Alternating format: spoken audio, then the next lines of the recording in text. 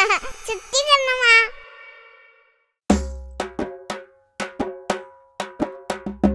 தானானே தன்னானே தன்னானே தன்னானே தானானே தன்னே நனே நா.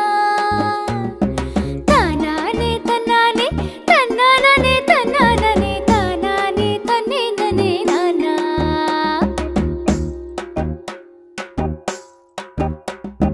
மாம்பழமா மாம்பழம் மல்கோவா மாம்பழம் சேலத்து மாம்பழம் தித்திக்கு மாம்பழம்.